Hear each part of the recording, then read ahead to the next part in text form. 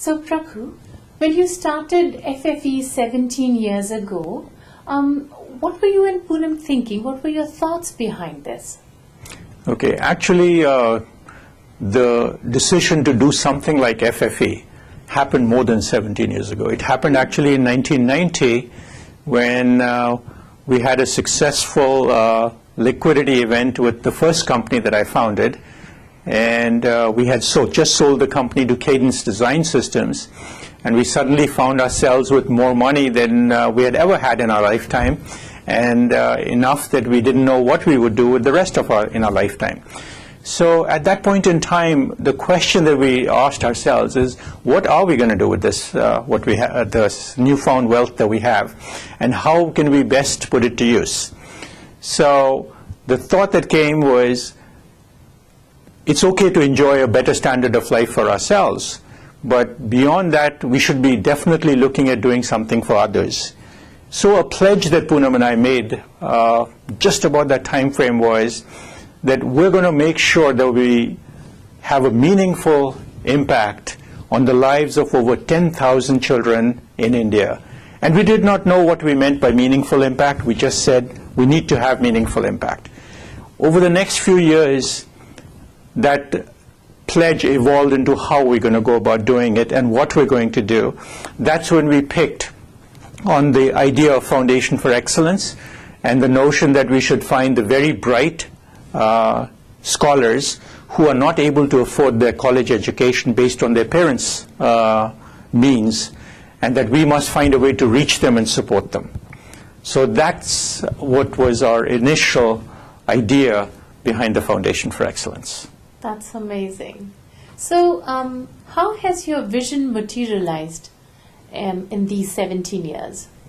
Well, it has been an amazing journey for us, starting in 1994 when the first organization behind FFE was put together under the auspices of Indians for Collective Action. They were kind enough to support the organization under their umbrella. And over the last 17 years, a large number of people have contributed their time, as well as have also provided additional funds into the organization to be able to support the scholars.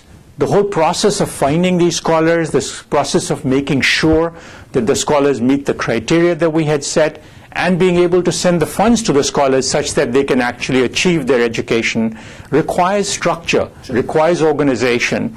And we were very blessed and fortunate to have been in Silicon Valley at the time, so we could lean on people with like-minded interests and like-minded vision to be able to build the structure, to build the organization, and to be able to bring it to a stage where today we have over 10,000 students that have received the benefits from this foundation, and a large enough number, I believe that number is over 4,000 or 5,000, that has already, where those students have already graduated from schools like engineering schools and medical schools, and that is extremely gratifying. But the key to this realization of our vision has been the people that came together in this foundation. And this list is very, very long, but I can give you some of the names that come to mind immediately, the ones that have made a difference. I look at people like Venk Shukla, who you'll meet today. We'll talk to Suresh Seshan, who was one of the first executive directors.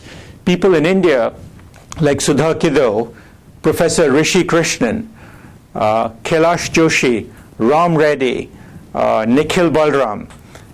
The list goes on and on and on. And I can be losing so many names, but I cannot tell you how each one of these people and a lot of others have contributed in a very meaningful way towards getting us to the stage where we are today, where we today service a large number of scholars, but more importantly now, we're transforming the organization to grow significantly larger and service a lot more scholars in the future.